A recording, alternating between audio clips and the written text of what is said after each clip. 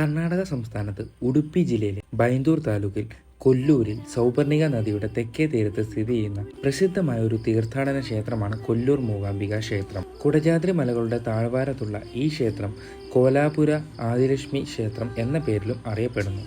ലോകമെമ്പാടുമുള്ള ദേവീ ഭക്തരുടെയും ശാക്തേയ ഉപാസകരുടെയും ഒരു പുണ്യകേന്ദ്രം കൂടിയാണിത്. ഹൈന്ദവ ശാക്തേയ വിശ്വാസപ്രകാരം ജഗദീശ്വരിയായ സാക്ഷാൽ ആദിപരാശക്തി, മഹാകാളി, മഹാലക്ഷ്മി, മഹാസരസ്വതി എന്നീ 3 ഭാവങ്ങളുടെ ഐക്യരൂപിണിയായി മൂകാംബിക എന്ന പേരിൽ ഇവിടെ ആരാധിക്കപ്പെടുന്നു. ഭഗവതിയുടെ 3 ഭാവങ്ങൾക്കും ഇവിടെ തുല്യ പ്രാധാന്യമാണ്. എന്നാൽ 3 രീതിയിലുള്ള പ്രത്യേക പൂജയില്ല.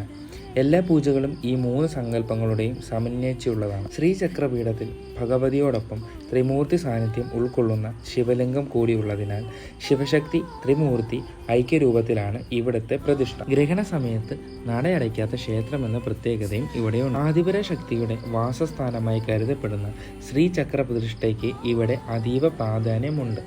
വടക്ക് ഗോകർണം മുതൽ തെക്ക് കന്യാകുമാരി വരെ വ്യാപിച്ചു കിടന്നിരിക്കുന്ന പുരാതന കേരളത്തിന്റെ രക്ഷയ്ക്കായി പരശുരാമൻ പ്രതിഷ്ഠിച്ച 4 അംബികമാരിൽ പ്രധാനിയാണ് മൂകാംബിക എന്ന സങ്കല്പമുണ്ട്. അതിനാൽ മലയാളികൾ ധാരാളമായി ദർശനം നടത്തുന്ന ക്ഷേത്രമാണിത്.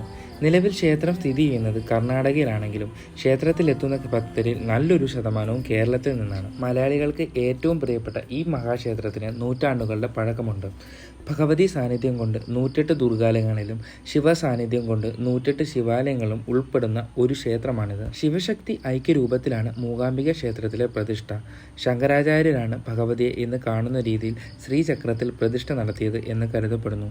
ശ്രീചക്രത്തിൽ സ്വയംഭൂവായി കുടികൊള്ളുന്ന ജ്യോതിർലിംഗവും അതോടൊപ്പം ശങ്കരാചാര്യർ പ്രതിഷ്ഠിച്ചു എന്ന് വിശ്വസിക്കപ്പെടുന്ന ചതുർബാഹുവായ മൂകാംബിക ദേവിയുടെ വിഗ്രഹവുമാണ് ഈ ക്ഷേത്രത്തിലെ മുഖ്യ പ്രതിഷ്ഠകൾ. സ്വർണ്ണരേഖയാൽ പകുത്തിരിക്കുന്ന സ്വയംഭൂലിംഗത്തിന്റെ വലത്തെ പകുതിയിൽ ബ്രഹ്മാവ്, വിഷ്ണു, ശിവൻ എന്നീ ത്രിമൂർത്തികളുടെ സാന്നിധ്യവും മറുവശത്ത് പരാശക്തിയുടെ 3 ഭാവങ്ങളായ മഹാകാളി, മഹാലക്ഷ്മി, മഹാസരസ്വതി എന്നിവരുടെ സാന്നിധ്യവും കണക്കാക്കപ്പെടുന്നു. മേൽപ്പറഞ്ഞ സ്വർണ്ണരേഖ തുല്യമായിട്ടല്ല ശിവലിംഗത്തെ പകുത്തിരിക്കുന്നത്, മറിച്ച് അല്പം വലത്തോട്ട് മാറിയാണ്.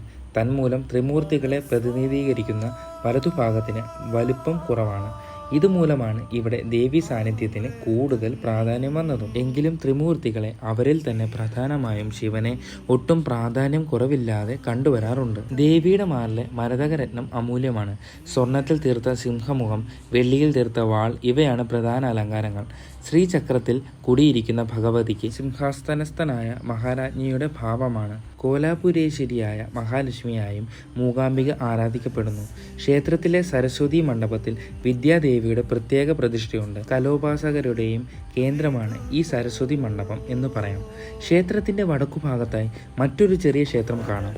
ഇവിടെ ചാമുണ്ടിയാണ് പ്രതിഷ്ഠ. ചൗണ്ടേശ്വരി എന്ന പേരിലാണ് ഈ ദേവി അറിയപ്പെടുന്നത്. ഇങ്ങനെ 3 രൂപങ്ങളിൽ ദേവിക്ക് ഇവിടെ പ്രതിഷ്ഠകളുണ്ട്.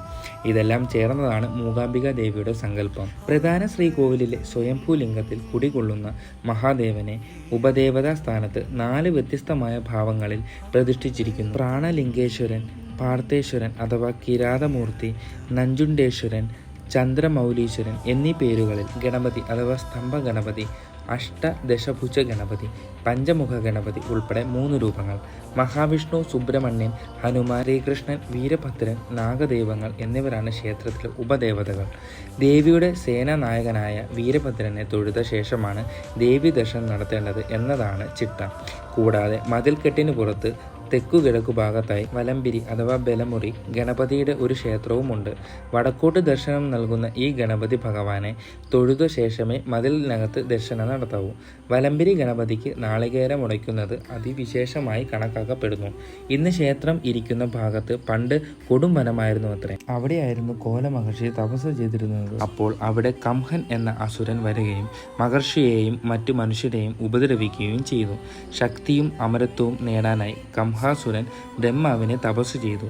പരിഭ്രാന്തരായ ദേവന്മാർ പരാശക്തിയെ അഭയം പ്രാപിച്ചു. തപസ്സിൽ പ്രീതനായി ബ്രഹ്മാവ് പ്രത്യക്ഷപ്പെട്ടപ്പോൾ കംഹാസുരന്റെ നാവിൽ കുടിയേറിയ ഭഗവതി അയാളെ മൂകനാക്കി. മൂകനായ കംഹൻ വരമൊന്നും ചോദിക്കാതെ വന്നപ്പോൾ ബ്രഹ്മാവ് മടങ്ങി. ഇങ്ങനെ കംഹനെ മൂകനാക്കിയതിനാലാണ് ദേവിക്ക് മൂകാംബിക എന്ന പേര് വന്നത്.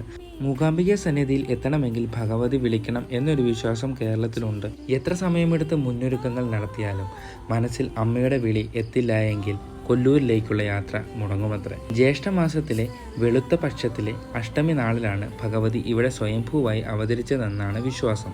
ആ ദിവസം ഇവിടെ ജന്മാഷ്ടമി എന്ന് അറിയപ്പെടുന്നു. ഒരിക്കൽ രോഗബാധിതനായി കിടന്ന ശങ്കരാചാര്യർക്ക് വേണ്ടി ഭഗവതി കഷായവുമായി പ്രത്യക്ഷപ്പെട്ടു എന്നാണ് ഐതിഹ്യം. ഇതിൻ്റെ സ്മരണയ്ക്കായി ക്ഷേത്രത്തിൽ ഇന്നും കഷായ പ്രസാദം നൽകി വരുന്നു.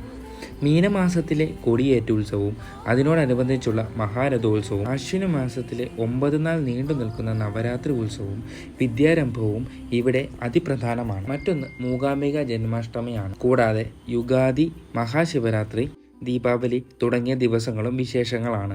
കർണാടക സർക്കാരിന് കീഴിലുള്ള ഹിന്ദുമത സാംസ്കാരിക സ്ഥാപനത്തിന് കീഴിലാണ് ഈ മഹാക്ഷേത്രം. കേവലം ഒരു വിശ്വാസത്തിനപ്പുറം പ്രകൃതിയും ഐതിഹ്യവും ചരിത്രവും അങ്ങനെ ഒന്നായി ഇഴചേർന്നിരിക്കുന്നു എന്ന് മനസ്സിലാക്കാൻ മൂകാംബികയും കുടജാദ്രിയും നമ്മളെ സഹായിക്കും. ഈ ചരിത്ര ഭൂമിയിലേക്കുള്ള നിങ്ങളുടെ യാത്രയിലെ അനുഭവങ്ങൾ എന്തൊക്കെയായിരുന്നു? താഴെ കമൻറ്റ് ചെയ്യുക. വീഡിയോ ഇഷ്ടമായാൽ സബ്സ്ക്രൈബ് ചെയ്യാനും മറക്കരുത്. അപ്പോൾ നമ്മൾ ഇനി അടുത്തതായി കുടജാദ്രിയുടെ ഒരു വീഡിയോ ചെയ്യുന്നതായിരിക്കും.